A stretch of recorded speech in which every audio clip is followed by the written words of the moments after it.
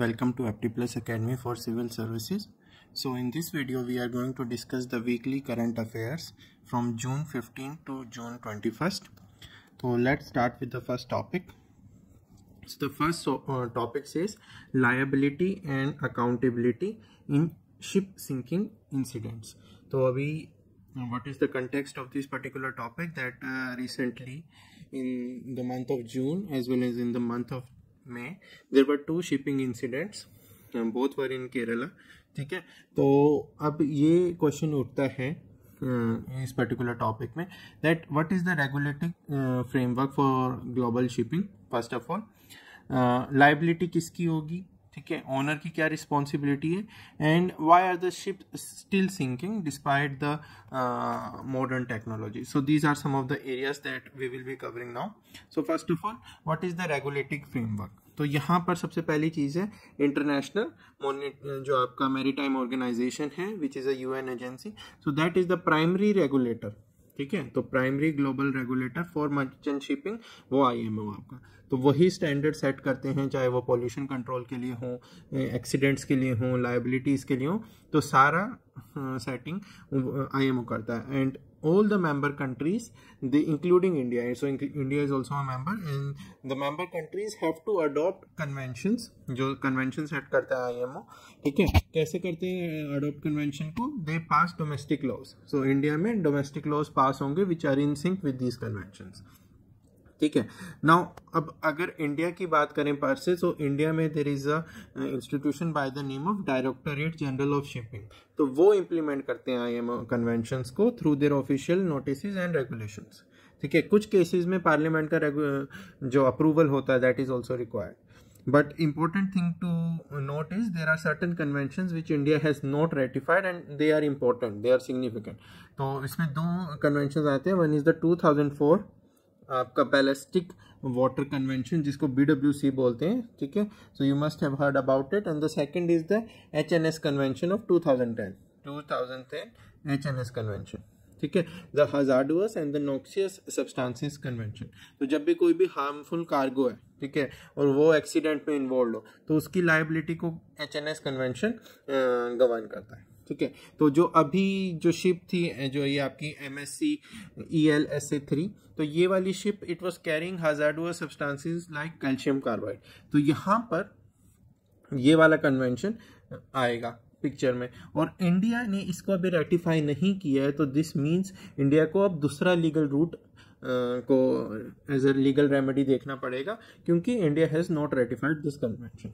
ठीक है, second thing that we should note is that there is a concept by the name of flags of convenience. अब ये flags of convenience क्या है कि जो ships होती हैं, ठीक है, जो ships हैं they may be owned by certain companies in countries like Greece and China, but वो registered हैं under flags of convenience. ठीक है, of Nations like Liberia, Marshall Islands. क्यों करते हैं ऐसे ये शिपिंग कंपनीज? क्योंकि ये वाली जो कंट्रीज हैं लाइक लिबेरिया, मार्शल आइलैंड्स, दे ऑफर मिनिमल रेगुलेटरी ओवरसाइट. ठीक है, चाहे ये IMO मेंबर्स हैं, बट जो ये रेगुलेशन है वो बहुत ही कम है. Hence the ship owners they tend to reduce their cost. तो रिड्यूस कॉस्ट करेंगे, नेशनल लॉज को बाईपास करेंगे, जो स्ट्रिक्टर लॉज हैं उनके खुद के देश के, तो उनको बाईपास करेंगे. तो hence this concept flags of convenience. So this is also an important concept you should know. ठीक है, prelims question can come on this. तो अब लायबिलिटी की बात करते हैं. तो लायबिलिटी में पहली चीज़ है कार्गो लॉस. ठीक है, तो कार्गो लॉस, तो the liability lies with the ship owner. ठीक है, सो द शिप ओनर ही और she is legally responsible for the loss और डैमेज टू द कार्गो. ठीक है, तो इसमें क्या होता है, कॉन्ट्रैक्ट होता है जिसको बिल ऑफ लेडिंग बोलते हैं, और वो कार्गो लोडिंग के दौरान जनरेट होता है. तो उसके बेसिस पे the liability lies with the ship owner. अब क्या है, there is also concept known by the name P&I clubs. Basically these are protection and indemnity clubs. तो शिप ओनर्स होते हैं, they are protected by these clubs. कैसे? So these clubs are nothing but a consortium of insurance companies. ठीक है, तो बहुत ज़्यादा insurance company इकट्ठे आके ये क्लब खोलती हैं, और ये कवर करते हैं loss of cargo, environmental damage, loss of life etcetera. ठीक है, तो ये इंश्योरेंस प्रोवाइड करते हैं अगेंस्ट लाइबिलिटीज. ठीक है। अब अगर हम डैमेज की बात करें, ठीक है, डैमेज, एनवायरमेंटल डैमेज की बात करें, तो एनवायरमेंटल डैमेज जो आपका है उसकी लायबिलिटी अनकैप्ड होती है। What are environmental damages? Like oil spills, ठीक है, टॉक्सिक केमिकल लीक्स, तो ये they are uncapped, where as the liability for cargo loss that is capped. ठीक है, कैप्ड सबको समझ आता होगा, तो एक लिमिट है, उस तक लायबल। तो यहाँ पर everyone must have read the concept polluter pays principle. तो जो अनलिमिटेड जो आपकी लायबिलिटी है that is governed by the polluter pays principle, right. Also अगर if the salvage of the ship, ठीक है, अगर कोई शिप डूब जाए तो उसका रिट्रीवल पॉसिबल ना हो, फिजिबल ना हो, especially in the deep waters, then the owner remains liable for any resulting damage, and this is governed by the Nairobi Wreck Convention of 2007. ठीक है, so what are the various reasons that the ships are still sinking? Number one, there may be a human error, ठीक है. Number two, as we all know that the conditions, ठीक है, conditions in the seas, they are very rough. ठीक है, they are not in anyone's hand, they are naturally, they can be rough. So these two are the major reasons for the disasters. ठीक है, so risky practices like sailing near the coast, they can also worsen the risk, etc.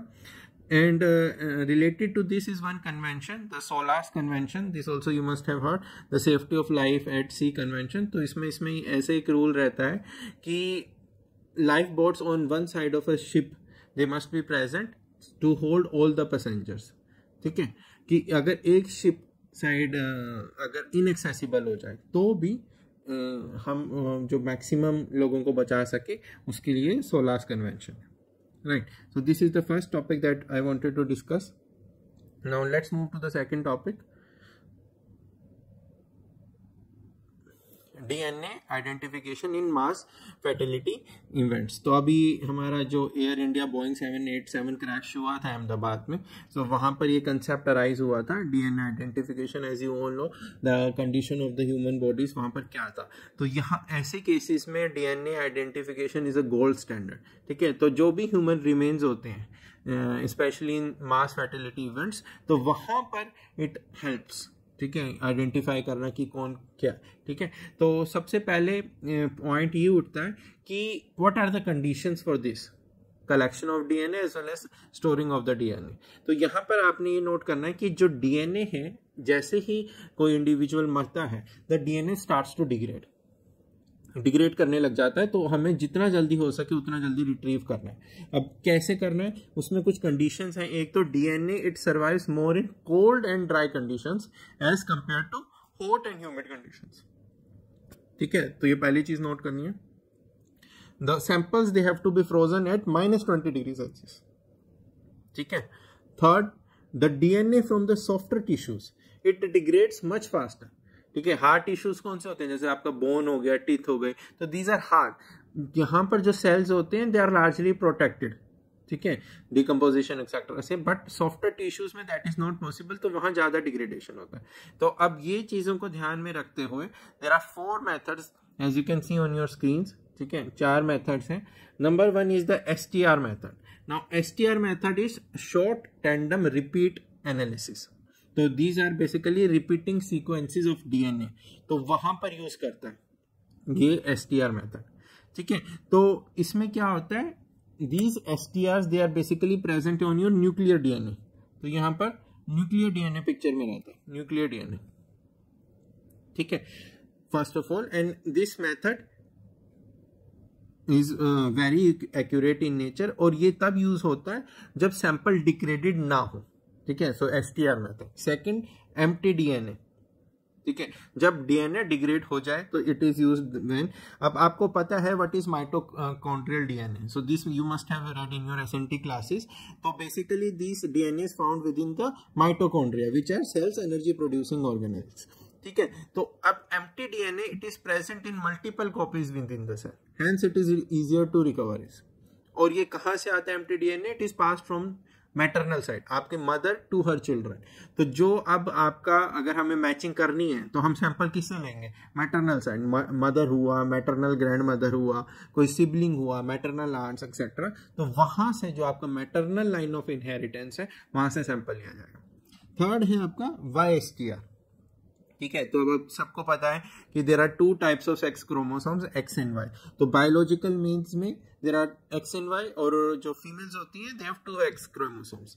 तो यहाँ पर क्या होगा, there is in this particular method अब क्या concept use होता है कि जो STR ऑन Y क्रोमोसोम्स हैं जो कि पास होते हैं from the father to the son, वो एग्जामिन किया जाता है, ठीक है। तो यहाँ पर हम members of the paternal line को लेंगे पिक्चर में, ठीक है। तो पहले वाले में मैटरनल साइड लिया था, यहाँ पर पैटर्नल साइड होगा, राइट।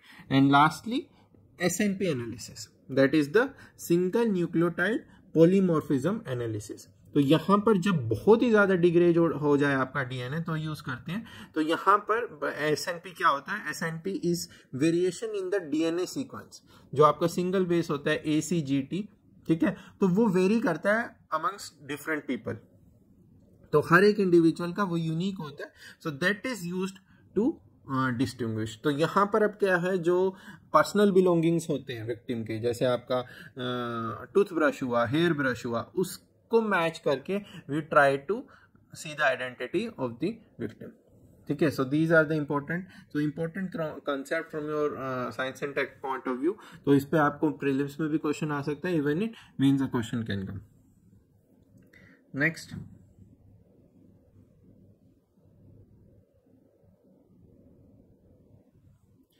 GEM रिपोर्ट, ठीक है। So the global education monitoring report of 2025, ठीक है। So first of all, this UNESCO, it has released this edition, and it has said that 272 million out of school children are present globally, and this is 21 million more than the previous estimate. तो पहले से लगभग 21 million, that is रफली 2 करोड़, ठीक है, ज्यादा है। तो पहले तो बात करते हैं ये GEM है क्या, what is this GEM report. So this is nothing but an annual publication, ठीक है, एनुअल पब्लिकेशन है by the UNESCO, and it is evidence based assessment of the progress, what is the progress in education, what are the challenges associated with education, trends in education worldwide. So it was launched in the year 2002, ठीक है, 2002 से है ये report, and then it was named the education for all global monitoring report, ठीक है, और current name इसका 2016 से है, right. So these are some of the factual details that you should know from your prelims point of view. अब ये वाले report ने क्या मेंशन किया है, so some of the important points are that countries जो टारगेट सेट हुआ था, the countries they are going to miss those education targets by 75 million children. First thing. Second, what are the reasons for this? Number one, एक तो better data, ठीक है, new enrolment attendance data, so that is leading to +8 million, updated population estimates, that is second reason, and third, Afghanistan's ban on girl education. So these are some of the factors that are contributing to this increase. And if I talk about the conflict zones, so the conflict zones, they lead to underestimating of the real figures, क्योंकि वहां पर data collection poor होता है, तो उस वजह से जो डाटा है that may be under reported. Also they disrupt school participation and lead to skewed projections. So these are the some of the cons I can say related to conflict zones. ठीक है, अब अगर हम बात करें age wise out of school population, तो primary सबसे ज्यादा आपका upper secondary, that is the age 15 to 17, वहां पर सबसे ज्यादा है. एंड सेकंड पे आपका प्राइमरी लेवल है, that is 6 to 11 year, 78 million. ठीक है, lastly the lower secondary level, that is the आपका 12 to 14 एज. ठीक है, so these are the details that you can mention. So nothing analytical in this. These are the factual details that can act as a fodder for your mains questions. If there is a question on in mains related to education, so you can use these data there, right? SEZs, ठीक है। तो अभी यहाँ पर notification आया था government का, so the government has recently relax certain rules related to special economic zones, ठीक है। So this is related to manufacturing of semiconductors and electronics, ठीक है। तो पहले रूल्स की बात कर लेते हैं। As you can see in the table that is present on your screens, तो 3 key changes are mentioned here. Number 1 is the rule number 5, ठीक है। तो पहले the minimum land that was required for these semiconductor and electronic SEZs, that was said to be minimum land was said to be 50 hectares. तो अब government ने उस land को reduce करके 10 हेक्टेयर्स कर दिया, ठीक है। तो इतना अगर किसी के पास 10 हेक्टेयर लैंड है तो that will also be eligible, ठीक है। Second, the SEZs, now the rules have been amended to allow these SEZ units to sell their products in the domestic market, ठीक है। ऑब्वियसली विद द जो भी applicable duty है उनको पे करनी पड़ेगी, तो this is the second rule. Third, rule 7, so there is a waiver has been applied on the encumbrance free land for government or agency leased plots, ठीक है। So this is basically, this provision applies when the land is mortgaged or leased to central or state governments, ठीक है, or their authorized agencies. So this will offer greater flexibility in land acquisition and development. So these are the major reforms that have been done recently. So what are SEZs? So SEZs are nothing but they are special economic zones. तो अब इसमें क्या होता है? So earlier in India there was a concept known by the name export, ठीक है, processing zone. So they are basically nothing but a type of SEZ. तो SEZ special areas होते हैं विद इन अ कंट्री जहां पर हम उनको incentives offer करते हैं, ठीक है. जो भी वहां पर बिजनेस सेटअप है वहां पर हम इंसेंटिव्स ऑफर करेंगे उन बिजनेस सेटअप्स को for operating in those areas, ठीक है. कैसे इंसेंटिव्स? लाइक कॉम्पिटिटिव इंफ्रास्ट्रक्चर, ठीक है, duty free exports, tax incentives. तो क्या होगा इनसे? इससे क्या होगा? They can conduct their business more easily, right. तो हमें क्या एडवांटेज मिल रहा है? We are basically generating additional economic activity, we are promoting our exports of goods as well as services, we are promoting FDI, ठीक है. हमारे पास foreign investment आ रही है, डोमेस्टिक इन्वेस्टमेंट बढ़ रहा है, एम्प्लॉयमेंट अपॉर्चुनिटीज बढ़ रही हैं और इंफ्रास्ट्रक्चर तो बन ही रहा है, ठीक है. So this is what is overview of SEZ. तो there are different types of एसईजेड्स, लाइक अभी मैंने ईपीजेड बोला, उसके बाद आपका जो फ्री ट्रेड जोन होते हैं that are also SEZ, free ports, industrial estates, free zones etcetera. So all these are different types. तो अगर हम फ्रेमवर्क की बात करें तो फर्स्ट ऑफ ऑल पहले हमारा ईपीजेड था. तो एशियाज फर्स्ट ईपीजेड कांडला, ठीक है, ये आपने इकोनॉमिक की क्लास में भी पढ़ा होगा 1965, ठीक है. So this was the first EPZ. और जब हमारी पॉलिसी आई that came in the year 2000, पहले पॉलिसी आई, उसके बाद एक्ट आई 2005 में, और एक्ट के बाद the rules came, SEZ rules 2006 में. And now if I talk about the number of SEZs, तो the financial year ending 2024, there were approximately 280 operational SEZs in India, ठीक है. तो नंबर बहुत ज्यादा है, ठीक है. But important learning is what is the functioning of these SEZs. So a critical analysis can be asked in your mains examination. तो वो आपको पता होना चाहिए, right? Next topic.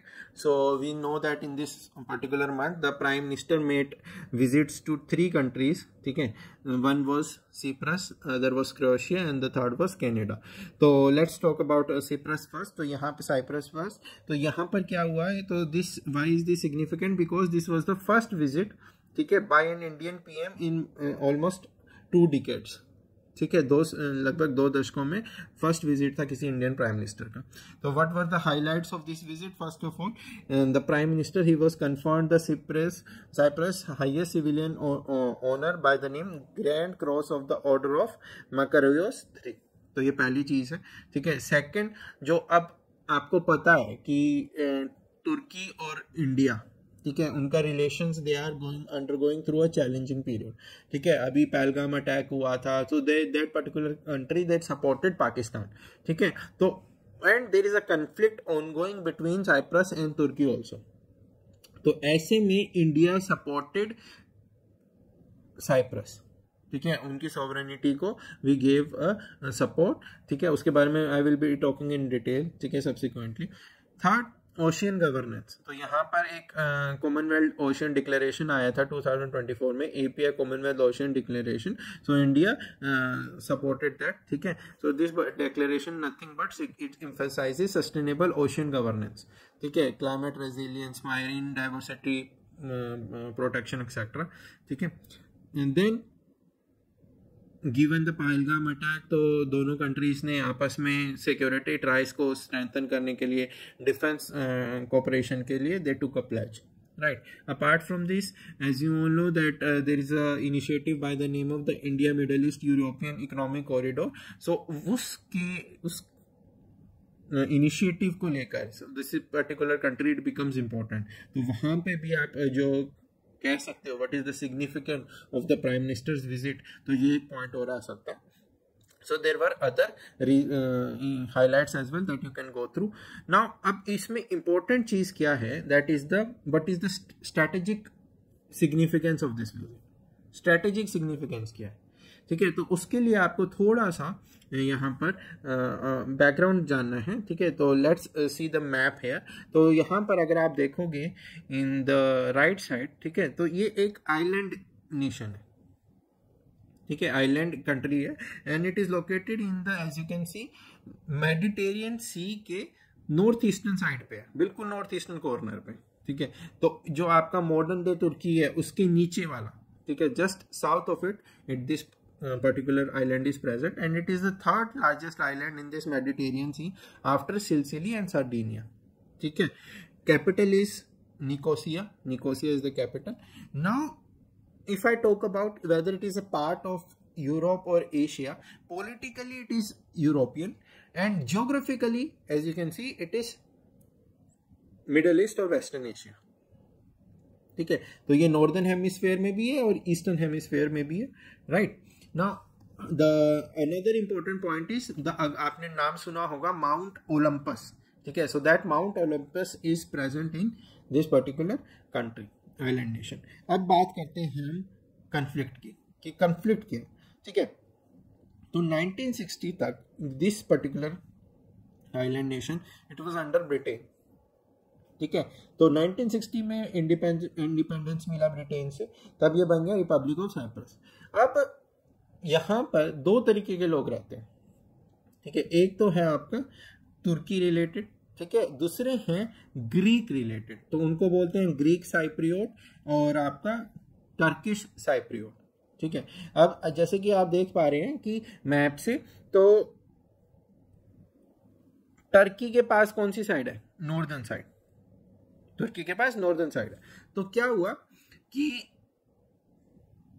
In the year 1974, तो वो एक वाटरशेड ईयर हुआ, तो मिलिट्री कूप हुआ आइलैंड में, ठीक है, इस पर्टिकुलर आइलैंड में, which was backed by the Greek government. Greece का है यहाँ पर, ग्रीस इज प्रेजेंट हियर। तो this as a result to the Turkey government they invaded the north of this country, जो नॉर्दर्न पार्ट है वो Turkey के नीचे अंडर आ गया। So the island nation it was partition into two, ठीक है। अपर साइड 1/3 रह गया, 1/3, लोअर साइड 2/3 रह गया, ठीक है। 1/3 वाला किसके पास चला गया, now that is being run by a Turkish Cypriot government, और उसको रिकॉग्नाइज सिर्फ तुर्की करता है। जो सदर्न 2/3 है, now that is internationally recognized and that is being led by a Greek Cypriot government. तो वहां पर जो ethnic group है, so these are Greek Cypriots, and the line, there is a buffer zone, a line by the name Green Line, ठीक है। तो ये important है from your prelims point of view, जो दोनों के बीच में लाइन है dividing the parts, so that is green line, ठीक है। So this is important, and it is a presidential republic, तो president is both the head of the state as well as of the government, ठीक है। तो अब यहाँ पर India, जहां पर तुर्की ने पहलगाम अटैक्स में पाकिस्तान को सपोर्ट किया है, तो इंडिया प्राइम मिनिस्टर अगर ऐसी कंट्री में जाते हैं जहां पर there is a conflict going on, so it sends a signal, ठीक है, it sends a signal. And important one more important point is that it is a developed country. ठीक है, ये डेवलप्ड कंट्री भी है. So it is a developed country. Also it is part of the European Union. ठीक है, since 2004. ठीक है, so these are some of the details that you should know from your prelims point of view. Next, now आपको पता है the prime minister visited Canada as well. ठीक है, G7 summit में. So this G7 summit was the 51st G7 summit and it was held in this Kanaskis of Canada. ठीक है, so what were the outcomes? So there were different outcomes, like one related to wildlife. So this was endorsed by India and it aims to halt the deforestation and land degradation by 2030. So the other was the G7 critical minerals action plan. So another was related to strengthening the supply chains, resilient and inclusive supply chains. Next was related to contamination of transnational repression. तो ये क्या होता है transnational repression? Basically it is a form of foreign interference. तो states क्या करती हैं, वो खुद से या उनके proxy they attempt to intimidate, harass, harm etcetera individuals और कम्युनिटीज आउटसाइड देयर बॉर्डर्स, तो दूसरे देश में जाके. ठीक है, then related to smuggling, to counter global migrant smuggling. Then there was this particular challenge was launched by the Canada as its G7 presidency by the name G7 GOV-AI Grand Challenge, and under this a series of rapid solution labs will be launched to design solutions to address various barriers related to artificial intelligence. तो उसके adoption में जो भी barrier आ रहे हैं उनको address करने के लिए different rapid solution labs will be launched. So these are some of the details that you can drop if a question comes related to G7. ठीक है, मेंस में अगर आता है या प्रीलिम्स में 4-5 पॉइंट्स डाल के वो पूछते हैं कि कौन से आउटकम्स थे 51st G7 समिट के, तो you should know the names. Yes, now from the Indian point of view, ठीक है, इंडियन पॉइंट ऑफ व्यू एक तो इम्पोर्टेंट ये चीज है कि इंडिया एंड कनाडा, ठीक है, तो द प्रीवियस प्राइम मिनिस्टर, ठीक है, जो ट्रूडो के ड्यूरिंग जो इंडिया एंड कनाडा के रिलेशंस थे, so we all know that how challenging turbulent relations were there. ठीक है, तो उस पॉइंट ऑफ व्यू से so this can be seen as a revival. ठीक है, कि Canadian government, Canadian prime minister he invited India. ठीक है, तो इंडियन प्राइम मिनिस्टर ने एक्सेप्ट किया उनका रिक्वेस्ट को and he went there. So एक तो ये सिग्निफिकेंस है. दूसरा सिग्निफिकेंस है दैट G7 है क्या. ठीक है, G7 है क्या, तो G7 is nothing but it is an informal grouping of 7 advanced economies. तो जो वर्ल्ड ग्लोबल लेवल पे जो 7 सबसे एडवांस्ड इकोनॉमीज हैं उनकी ग्रुपिंग है वो. तो पहले G8 था जब रशिया भी था, पर जब ये क्रीमियन जो रशिया ने एनेक्सेशन किया था क्रीमिया का 2014, तो वहां पर वो उनको बाहर कर दिया गया था. तो तब से इट इज G7. तो who all are the countries? Canada, France, Germany, Italy, Japan, UK and United States. European Union also participates and वो उनको रिप्रेजेंट करते हैं उनके जो यूरोपियन कमीशन के प्रेसिडेंट हैं या यूरोपियन काउंसिल के जो प्रेसिडेंट है वो करते हैं वहां पर represent. And it was formed after 1975 oil crisis. ठीक है, अब हम बात कर रहे थे कि ये दुनिया की सबसे एडवांस्ड इकोनॉमीज का एक कलेक्शन है. तो अब India, as we all know, ठीक है, it is soon going to be the 3rd largest, ठीक है, इकोनॉमी. तो ऐसे में इंडिया की एब्सेंस, अगर इंडिया ही एब्सेंट हो, ठीक है, so that puts this grouping itself into question mark. ठीक है, देन सेकंड चाइना. ठीक है, तो अगर आप देखो कि मोस्टली वेस्टर्न वर्ल्ड है, ठीक है, वेस्टर्न वर्ल्ड डोमिनेटेड है, तो उस हिसाब से अगर इंडिया प्रेजेंट है ग्रुपिंग में, obviously it adds more to the discussions. ठीक है, सो उस पॉइंट ऑफ व्यू से भी आपको देखना है. So this was prime minister Modi's 6th consecutive G7 participation. ठीक है, तो वहां पर उन्होंने एड्रेस किया था एक एनर्जी सिक्योरिटी का session, and he also highlighted the what are the priorities of the global south. Obviously he held bilaterals with other participating nations.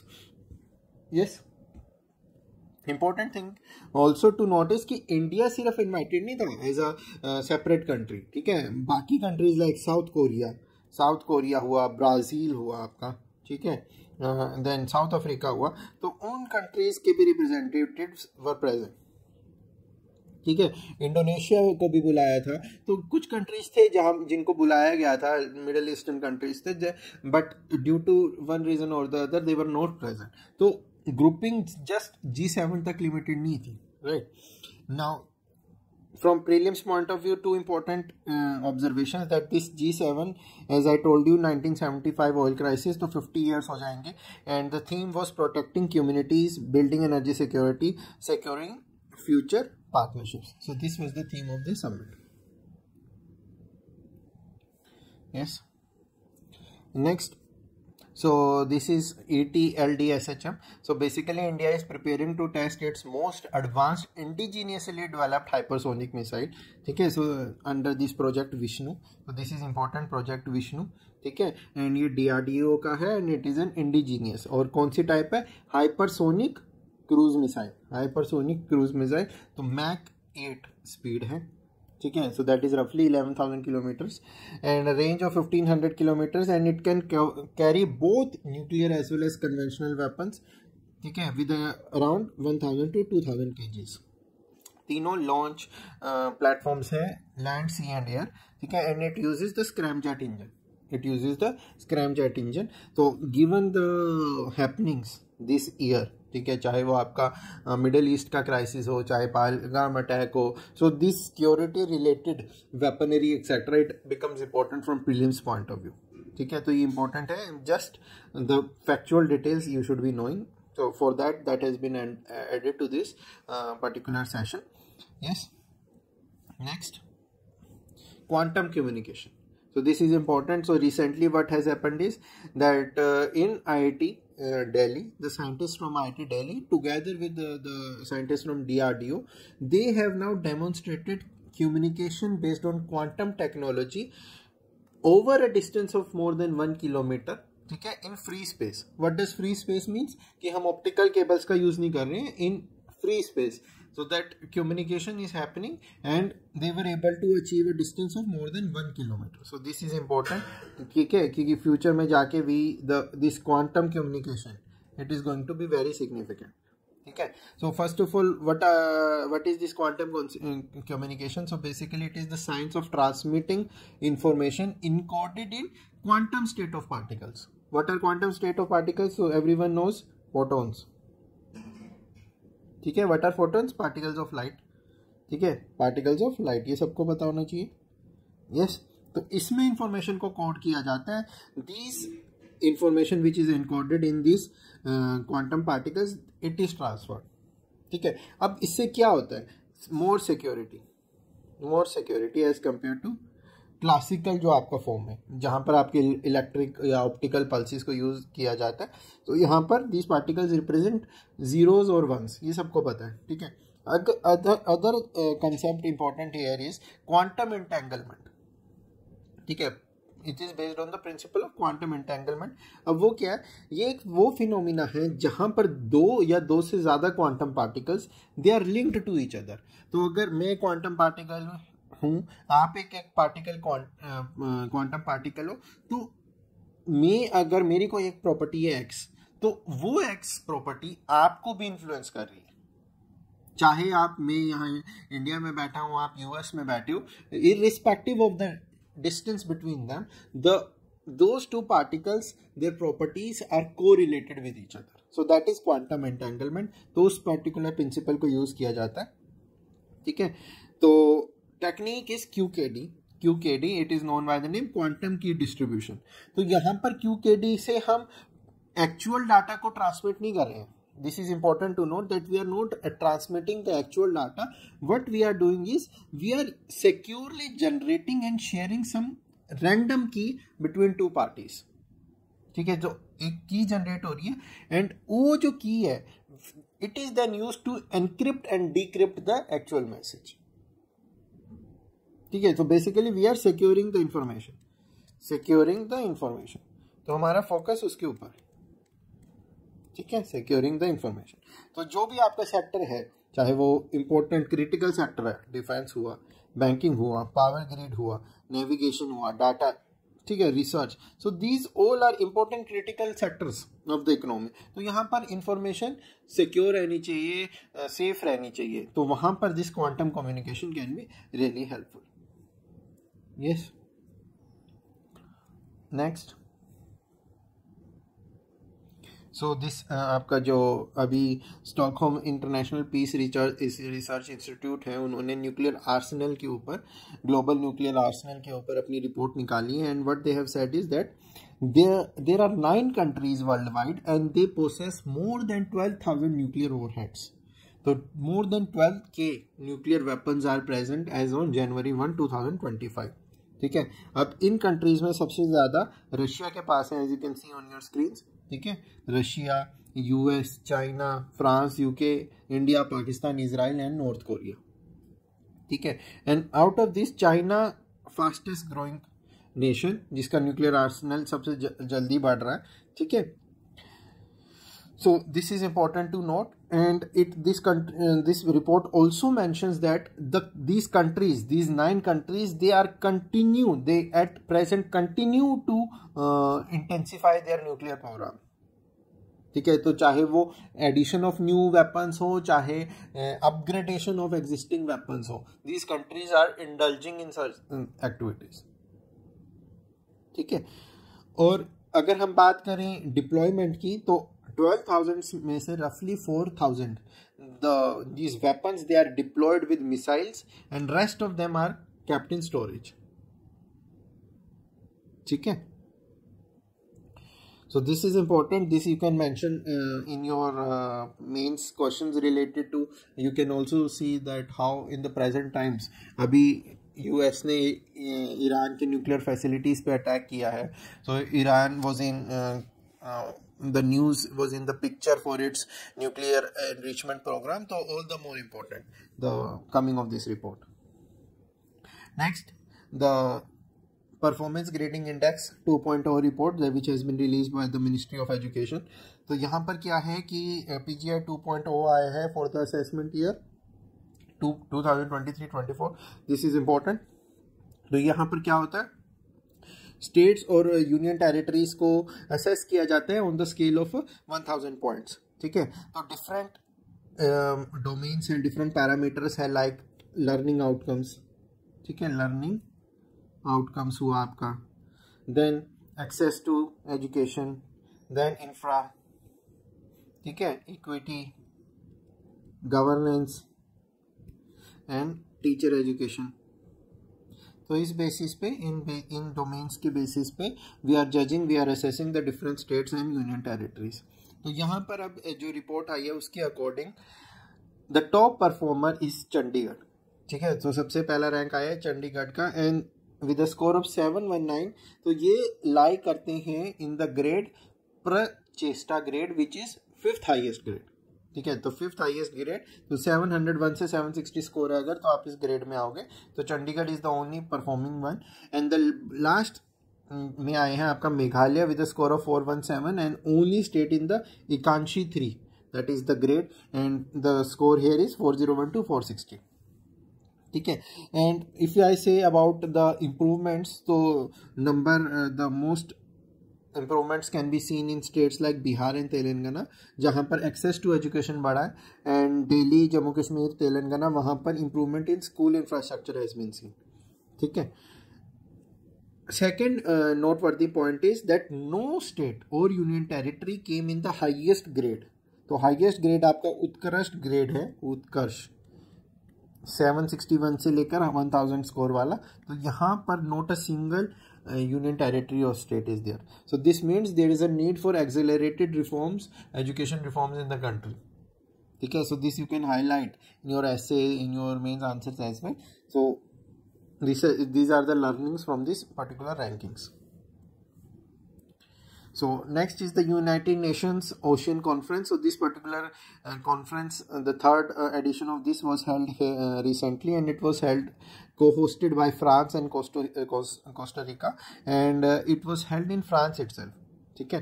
So theme was accelerating action for ocean conservation and sustainable use, ठीक है। तो अब यहाँ पर दो चीज important है, one is the SDG 14, SDG 14। तो SDG 14 everyone knows it is related to life below water, life below water, ठीक है। दूसरा है आपका BBNJ, ठीक है। तो BBNJ, what is BBNJ? Yes, biodiversity beyond national jurisdiction treaty. तो अब क्या है, so this particular treaty it was adopted in the year 2023, ठीक है, UN क्लॉज के under. Everyone knows the United Nation convention on the laws of the sea and it is related to conserving and sustainable use of marine biodiversity in areas beyond the national jurisdiction, beyond the national jurisdiction. तो वहां पर ये picture में आता है। तो अब इस पर्टिकुलर BBNJ जो आपकी ट्रीटी है, now it is related, it is linked to global biodiversity goals. तो आपका एक CBD है, convention on biological diversity. According to that it target is that 30% of the marine and coastal area should be protected by 2030, ठीक है। तो उस direction में ये एक टारगेट सेट किया CBD ने, उस डायरेक्शन में हम लेके आए BBNJ को, ठीक है, बायोडाइवर्सिटी बियॉन्ड नेशनल ज्यूरिसडिक्शन, इस ट्रीटी को लेके आए। अब इस ट्रीटी से क्या होता है? अब इस ट्रीटी से आप मैरीन प्रोटेक्टेड एरियाज इस्टेब्लिश करोगे, मैरीन प्रोटेक्टेड एरियाज इस्टेब्लिश करोगे टू प्रिवेंट ओवरफिशिंग और डीप सी माइनिंग, ठीक है, एंड टू कंजर्व और sustainably use the marine biodiversity in those areas. अब ये ट्रीटी को इम्प्लीमेंट करने के लिए क्या चाहिए, ठीक है। 160 कंट्रीज ने तो साइन कर दिया है, 160 have signed, but only 56 have ratified, 56 have ratified. अब ये अगर कंट्री आना चाहती है, सॉरी, ये ट्रीटी इम्प्लीमेंटेशन में आना चाहती है, तो it require 60 ratifications. So 60 ratifications are required. उसके बाद 120 डे का आपका काउंटडाउन शुरू होगा, जिसके बाद ये ट्रीटी लीगली बाइंडिंग हो जाएगी। So are you getting the point now, ठीक है। तो अभी इंडिया की बात करें तो इंडिया ने नहीं रेटिफाई किया, even countries like US have not ratified this, but UN एंटिसिपेट्स कि in this year more than 70 countries will ratify it. तो उसी डायरेक्शन में this United Nations ocean conference was held, ठीक है। तो दिस इज इंपॉर्टेंट। अब hurdles क्या है इस ट्रीटी को? हर्डल्स वही है कि अगर आप नेशनल ज्यूरिडिक्शन से बाहर की बात कर रहे हो, बियॉन्ड द नेशनल ज्यूरिडिक्शन, तो कैसे बेनिफिट शेयरिंग होगा, कैसे एक्सट्रैक्शन होगा, किस टेक्नोलॉजी से होगा, किसकी क्या लायबिलिटी होगी, ओशियन इकोसिस्टम को क्या रिस्क रहेगा, तो ये सारे पॉइंट्स आ जाते हैं पिक्चर में। So these are the hurdles, these are the challenges. So apart from this, in this particular conference other outcomes are also there, like 1 billion euro were pledged by the European Union for ocean conservation, ठीक है, and there were new MPAs also announced by Spain and French Polynesia, ठीक है। So these are the points that you should be knowing. Yes, next. So next is revised Green India Mission guidelines, ठीक है। तो अभी government ने it has released the revised road map for the national mission for green India mission, ठीक है। So in background, a little bit of the background, so ये आपका GIM, so it was launched in 2014, ठीक है, 2014 under the NAPCC, ठीक है, national action plan for climate change, उसके under ये चेंज लॉन्च हुआ था। So there are 3 points under this. Number 1, it aims to increase the forest and tree cover on 5 million hectare, 5 million hectare. Second, it aims to improve the quality of forest cover on another 5 million hectare. ठीक है। Third, restore degraded ecosystems and enhance the livelihood of the forest dependent community. So these are the 3 main objectives of this Green India Mission. And अगर हम implementation की बात करें तो basically between 2015 to 2021 almost 11 million hectare, ठीक है, तो ये पर्टिकुलर मिशन सपोर्ट कर चुका है, ठीक है। तो अभी क्या है, what is the need for revision of this particular mission जो है, इसके गाइडलाइंस हैं। फर्स्ट ऑफ ऑल, क्लाइमेट जो हमारा एट प्रेजेंट क्लाइमेट चेंज है, क्लाइमेट इम्पैक्ट रहा है, उसको देखते हुए certain changes are required. Second, feedback from the implementation agencies. Third, recommendations from other institutions like scientific institutions etcetera. और अब इसको कोशिश की जा रही है कि there is a need to adopt ecologically tailored solutions, ठीक है, बेसिकली रीजन स्पेसिफिक, ठीक है, पर्सनलाइज्ड जिसको हम बोल सकते हैं सॉल्यूशन।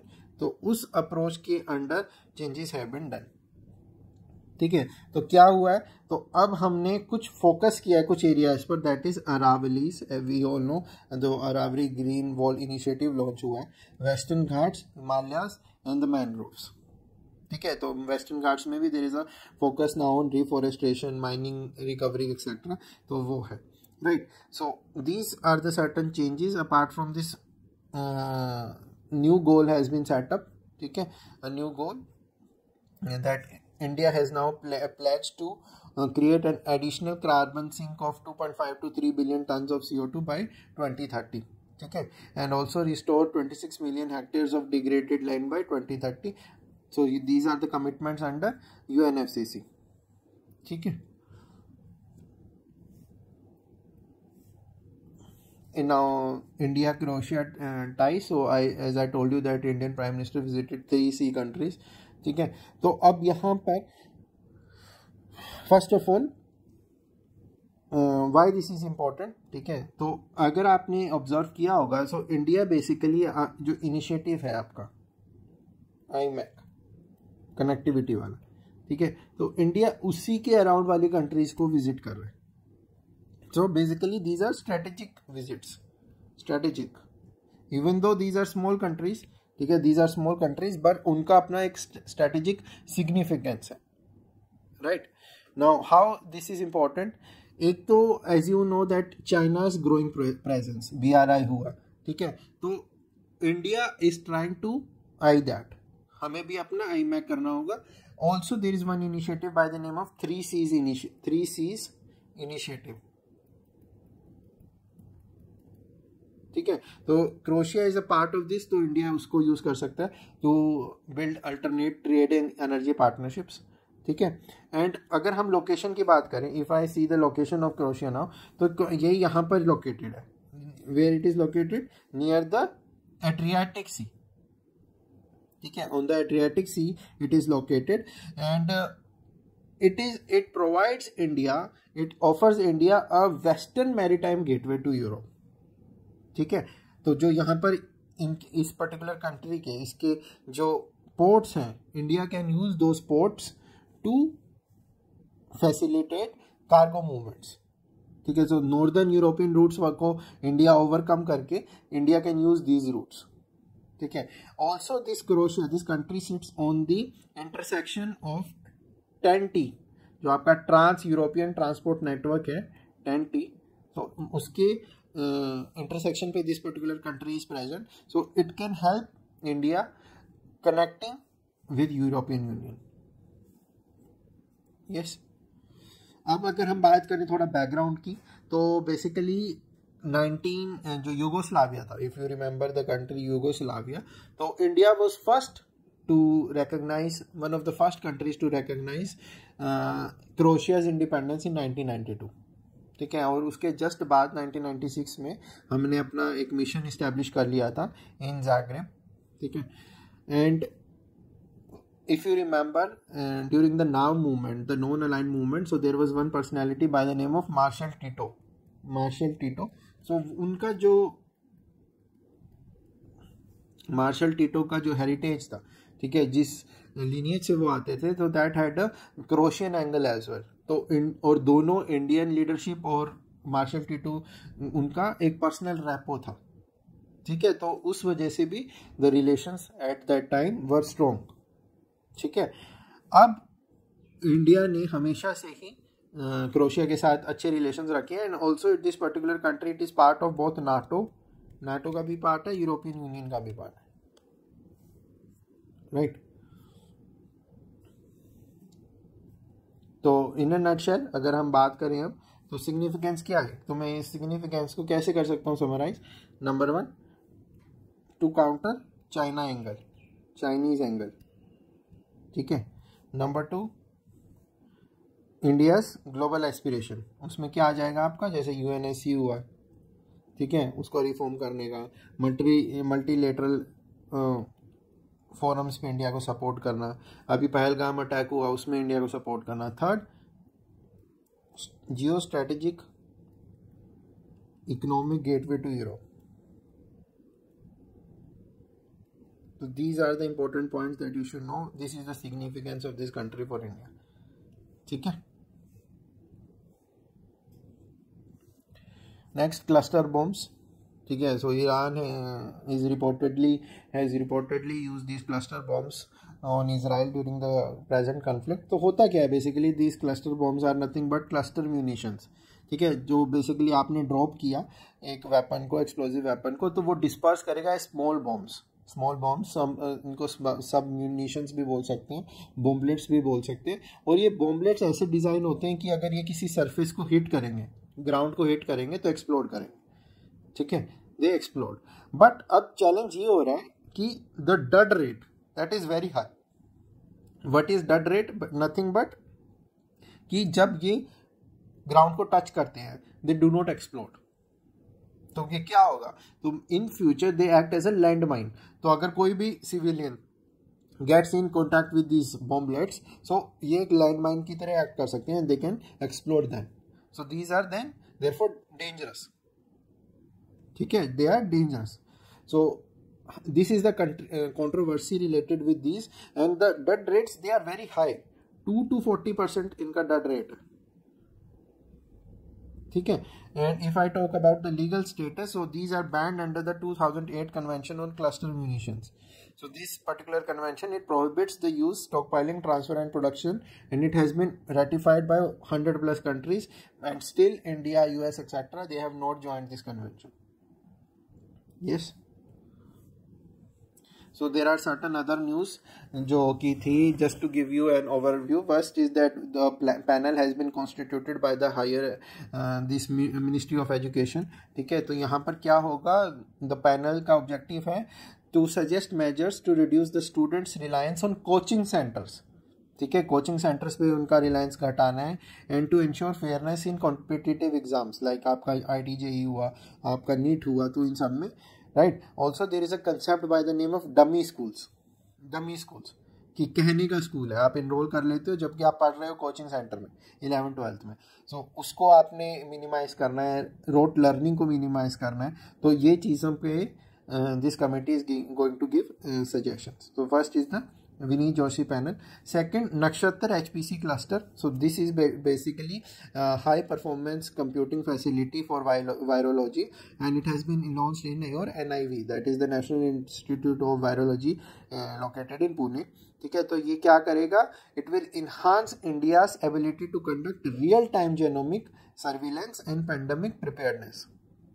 तो जहाँ पर हमें टाइम लग रहा था कॉम्प्लेक्स जीनोम्स को एनालाइज करने में 1 से 2 हफ्ते का, अब जस्ट 1 to 2 days में इट कैन बी डन। तो it has been established under the प्रधानमंत्री Ayushman Bharat health infrastructure mission. ठीक है, तो जो आपका PM अभीम है, ठीक है, उसके अंदर ये डेवलप हुआ। Third, UK assisted dying bill. तो ये आपको पता है यूथनेशिया रिलेटेड कंसेप्ट। तो यहाँ पर बेसिकली क्या होगा, सो टर्मिनली इल इंडिविजुअल और patient they will get an opportunity to end their lives under medical supervision. So UK the House of Commons have passed this particular bill. Then gender budgeting knowledge hub. ठीक है, so this basically has been launched by your Ministry of Women and Child Development. So this is a digital platform for inclusive planning. तो यहाँ पर हमारा ये objective है कि हम जेंडर पर्सपेक्टिव्स को इंटीग्रेट करें अपने बजटिंग प्रोसेस में, अपने पॉलिसी मेकिंग प्रोसेस में across both the central and the state governments. तो यहाँ पर हम क्या प्रमोट कर रहे हैं? Basically evidence based decision making. तो हमारा फोकस उसके ऊपर है। देन फास्टैग एनुअल पास स्कीम। तो यहाँ पर क्या हुआ है, वी ऑल नो दैट जो आपका टोल्स होते हैं, ठीक है, तो वहाँ पर every every vehicle that is passing through has to pay certain toll tax. तो अब मिनिस्ट्री ऑफ रोड ट्रांसपोर्ट ने to this process what they have introduced is a annual pass. तो ये 3000 रुपीज़ का होगा, and for it will be for private vehicles. तो यहाँ पर आप 1 साल तक 200 टोल ट्रिप्स कर सकते हो। ठीक है, only on national highways and expressways जो आपके सेंट्रल गवर्नमेंट के अंडर आते हैं। ठीक है, तो क्या होगा अगर आपका फॉर एग्जांपल 50 रुपीज़ का आपका एक ट्रिप है, टोल का टैक्स 50 रुपीज़ का एक साइड का, ठीक है, and you are making 200 trips, तो कितना टोटल हुआ 200 इंटू 50 10,000, बट आपको पे करने पड़ेंगे सिर्फ 3,000। ठीक है, तो दो या तो एक साल हो या 200 ट्रिप्स हो, तो दोनों केस में जो भी पहले हो जाएगा तो then this annual pass has to be renewed then. ठीक है, lastly the Global Drought Outlook report. ठीक है, तो OECD has release this particular report and it warns that 40% of the world's 40% of the world's land is facing increasingly severe or frequent droughts. ठीक है, by 2035 35% increase in the economic losses would be there. ठीक है, and since 1980 one third of the planet has suffered significant soil moisture loss. So that is important. So that is related to your groundwater decline. ठीक है, next now let's look some MCQs for practice. So यहाँ पर MCQs में मैंने क्या किया है, so I have covered the topic through practice question. ठीक है, तो यहाँ पर पहला है related to energy transition index 2025. तो basically this particular index it has been released by WEF. ठीक है, WEF ने रिलीज किया है, and this particular score is a composite of two indices. Number one system performance. Other is transition readiness. तो इसका 40% रहता है वेटेज, इसका 60% है, और इस बेसिस पे द कंट्रीज आर रैंक्ड। ठीक है, तो ये रैंक करता है कि नेशनल एनर्जी सिस्टम्स का क्या स्टेटस है, उनकी एनर्जी ट्रांजिशन की क्या प्रोग्रेस है। तो आउट ऑफ 118 कंट्रीज 118 कंट्रीज में स्वीडन हैज टॉप्ड। ठीक है, and India's rank it is as I told you 71st. ठीक है, 71 आया है इंडिया करेक्ट।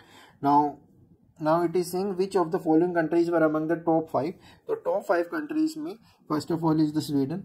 ठीक है, स्वीडन है, उसके बाद फिनलैंड है, उसके बाद स्वीडन, फिनलैंड, डेनमार्क। ठीक है, Denmark third, then Norway, then Switzerland.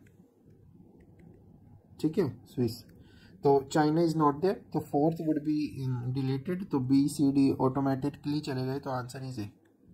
So following the elimination technique, तो यहाँ पर this is the learning that from Indian point of view, एक तो इंडिया का रैंक 71st है, तो India as well as China they have shown greatest overall improvement among the large economies, especially in terms of increasing access to energy as well as strengthening their transition readiness.